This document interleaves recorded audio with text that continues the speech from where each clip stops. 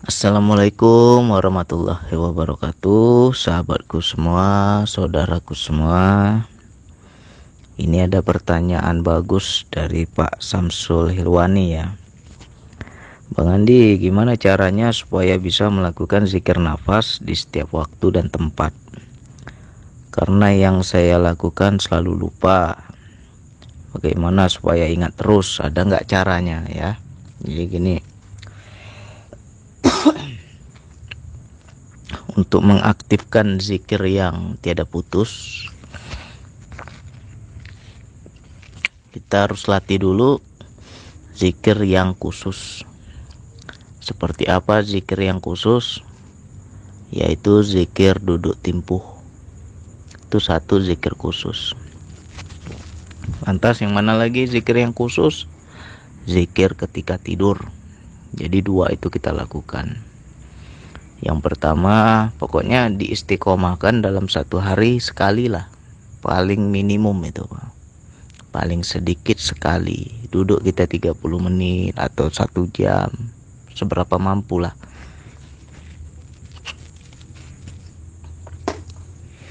Seberapa mampu kita, minimal 30 menit. Maksimalnya berapa lama? Ya semampunya. Kalau sanggup 2 jam, 3 jam silakan.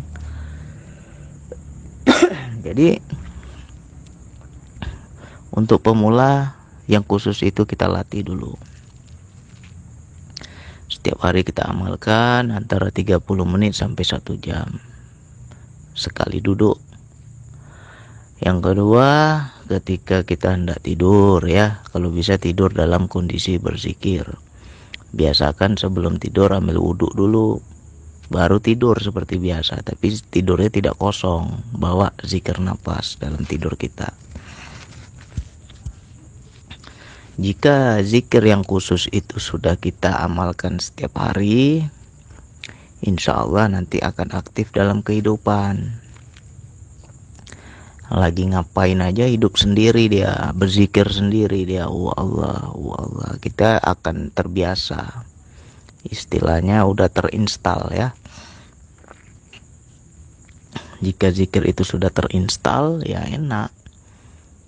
Maka kita akan selalu sadar kepada Allah, ingat kepada Allah, berzikir kepada Allah, menyambung kesadaran kepada Allah ya. Itu tahap kedua ya. Jadi teman-teman harus paham tingkatan zikir. Di Al-Quran tuh, ya ini saya ulang-ulang lagi lah, sebenarnya udah ada videonya, tapi nggak apa-apa kita ulang-ulang lagi, mudah-mudahan renew lagi lah, diperbarui lagi pengetahuan Allah itu kan. Zikir itu ada 3 tingkatan. Tingkatan yang pertama adalah sebut ya. Kita berzikir kepada Allah, menyebut nama Allah, sebut. Tetapi ketika kita Tuhannya masih sebatas sebut, belum ada kesadaran yang tersambung kepada Allah, itu masih tahap awal. Lantas ada zikir yang lebih tinggi ya. Zikir yang kedua adalah panggil. Nah, ini beda, sebut sama panggil beda. Kalau menyebut itu belum ada koneksi, belum ada ketersambungan. Tapi kalau kita panggil nama Allah, di situ ada rasa sambung. Ada dengan kesadaran, yaitu menyebut nama Allah dengan tersambungnya kesadaran. Itu namanya memanggil ya. Nggak mungkin kita panggil kawan kita kalau kesadaran kita nggak ke kawan ya. Misalkan kita panggil istri kita, nggak mungkin kesadaran kita ke anak, pasti kesadaran kita nyambung ke istri, baru kita manggil ya. Ilustrasinya begitu. Nah, tapi kan itu belum apa. Ada lagi yang lebih tinggi lagi. Seperti apa bang zikir yang lebih tinggi? Zikir yang lebih tinggi adalah sadar. Sadar kepada Allah, menyaksikan Allah, bersama Allah, apalagi berisan kepada Allah, itulah zikir tertinggi. Baik menyebut nama Allah maupun tidak menyebut nama Allah. Jadi untuk teman-teman, apa gunanya metode zikir napas ini? Yaitu mencapai keisanan tadi. Bagaimana kita bisa bersama Allah setiap keadaan, baik duduk, berdiri, berbaring, mau ngapain aja, selalu bersama Allah. Jika kita bisa mencapai itu, maka itulah zikir yang tertinggi. Menyebut ataupun tidak menyebut, kita sadar kepada Allah. Itu zikir tertinggi, harus bisa mencapai itu. Makanya awal mula kita berlatih zikir nafas ya.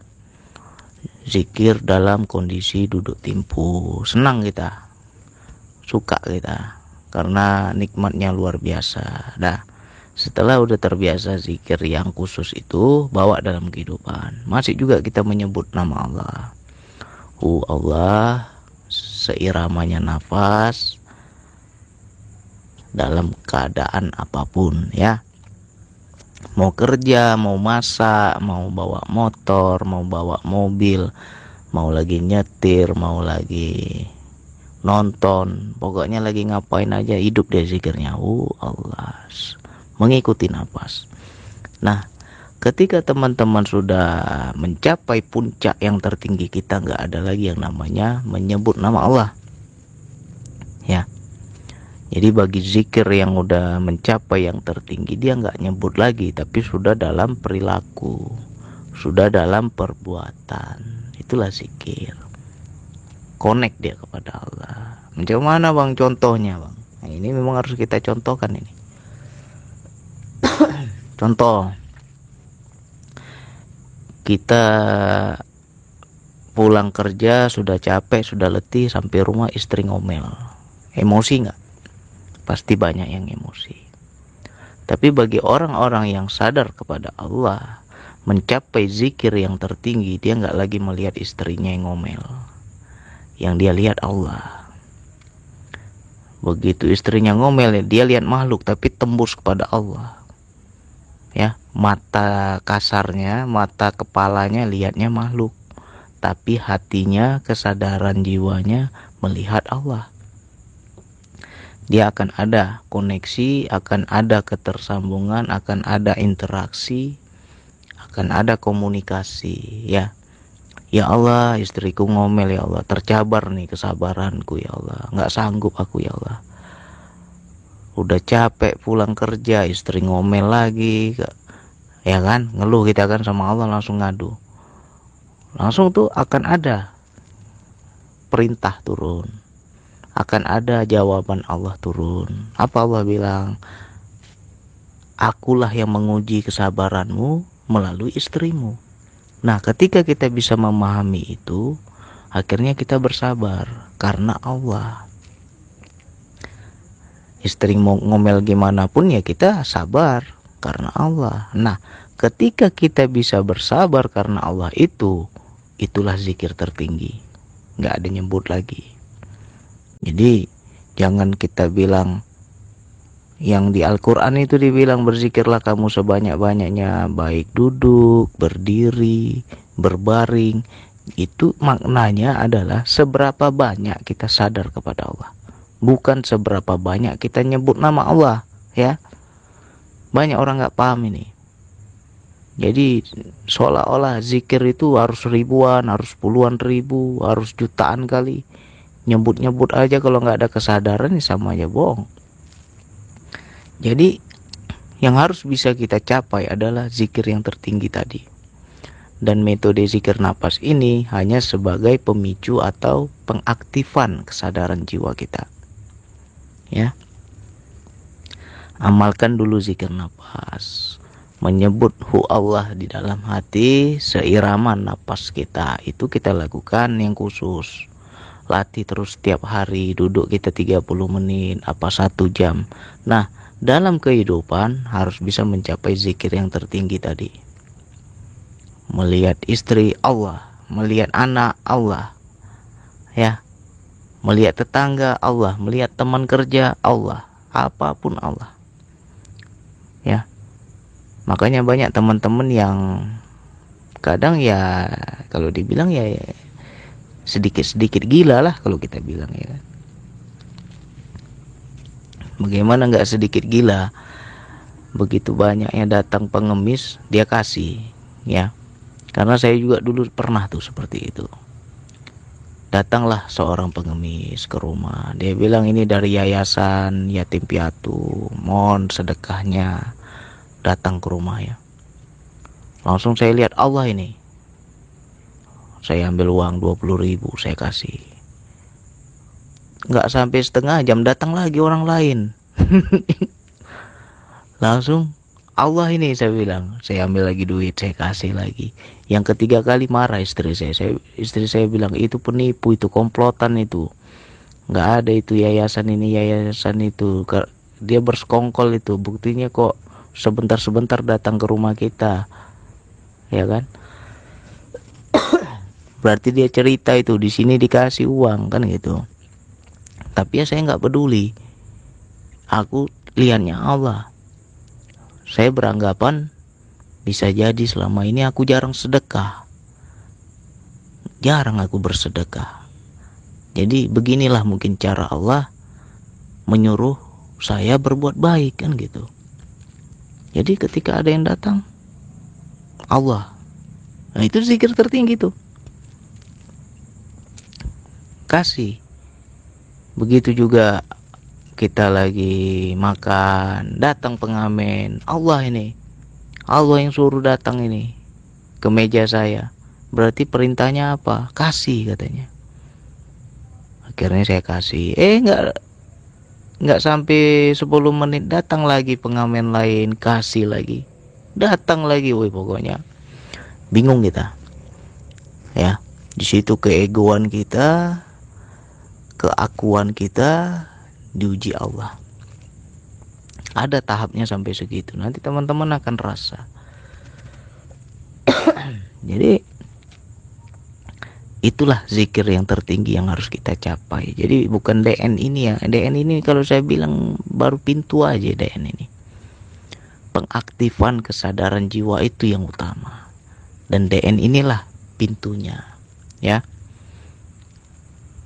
Percuma kita banyak semedi, banyak kita bertapa, berjam-jam kita berduaan sama Allah dalam kehidupan, merajalela ego kita. Gak zikir kita berarti, ya kan? Sama orang ngamuk kita, sama orang pemarah kita, sama orang busuk hati kita. Di mana letak zikirnya itu? Jadi kita bisa melihat, bisa menilai dari mana. Siapakah ahli zikir yang sesungguhnya itu akan nampak di akhlaknya. Ya. Rajin zikir berjam-jam tapi sombong juga. Berarti yang gak zikir lah orang itu. Orang zikir itu yang Allah bilang adalah tersambungnya kesadaran. Baik duduk, berdiri, berbaring. Ada nggak nyambung tuh kepada Allah? Itu zikir yang tertinggi. Jadi teman-teman harus bisa mencapai itu. Ya tentu ada metode, banyak jalan. Ya seperti Pak Agus bilang banyak jalan menuju Roma. Nah salah satunya zikir napas. Kita dapatnya zikir napas cara yang kalau kita bilang ya banyak manfaat dan lebih mudah. Nggak pakai puasa ya kan? Orang mau kenal Allah aja pakai puasa ini, puasa itu, nyiksa kali ya kan. Kita cukup dengan zikir. Nah, jadi apabila itu kita bisa kita pahami, bisa kita terapkan dalam hidup, segala sesuatu Allah. Lihat Allah. Ya. Sama juga ini seperti di grup ini kan, ada yang nanya, lihat Allahnya. Itu ada yang nanya itu, masa kamu nggak jawab, kata Allah. Nah ketika kita lihat Allah ya kita jawab. Jawabnya juga karena Allah, bukan karena ingin dipuji makhluk, bukan karena dianggap pintar, bukan kita ingin tersohor, enggak. Ikuti dorongan Allah.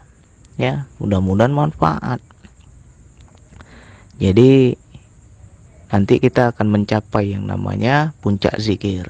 Zikir tertinggi adalah nggak ada sebutan, tak berbilang, tak tersebut, tak bernama, ya nggak ada lagi. Tapi sudah connect langsung. Kita selalu bersama Allah, kita selalu merasakan kehadiran Allah, sehingga dalam kehidupan kita ya berubahlah, tertata kehidupan kita. Mau sombong sedikit, aku lihat ini dia, kata Allah kan. Aku lihat ini, aku tahu isi hatimu. Takut kita. Asik nggak kalau kayak gitu? Asik pasti. Makanya kalau kita bisa mencapai yang namanya zikir tertinggi itu enjoy slow hidup ini, ya. Nggak tahu tinggal tanya, bingung tinggal ngadu, ya. Ada tempat bersandar kita. Nah, kalau bisa seperti itu enak. Apa yang nampak oleh mata, kesadaran jiwa kita menyaksikan Allah. Tembus ya, nggak lihat makhluk lagi. Mata kepala lihat makhluk, tapi kesadaran jiwa kita menyaksikan Allah. Sehingga kita bisa berkomunikasi dan paham. Itulah yang dikatakan puncak tertinggi, puncak zikir yang paling tinggi, keisanan itu. Sehingga hidup kita berubah. Ya contoh, mungkin kita nggak pernah sholat, dengar suara azan, bergetar tuh hati kita tuh. Aku yang panggil ini, kata Allah. Nah, ketika kita menyadari Allah yang panggil, apa nggak kita tinggalkan urusan dunia ini, ya kan? Kalau ada kesadaran seperti itu, itulah zikir yang tertinggi. Ya mudah-mudahan kita istiqomah terus. Bagi teman-teman yang baru bergabung, latih terus DN-nya ya. DN itu untuk penginstalan. Nanti ketika kesadaran jiwa kita aktif, insya Allah kita akan berubah lebih baik. Kita akan lebih bertakwa. Takwa kita bukan karena mampu kita, tapi karena kita menyaksikan Allah. Otomatis takwa itu kalau udah menyaksikan Allah itu. Ya, sekian dari saya. Wassalamualaikum warahmatullahi wabarakatuh.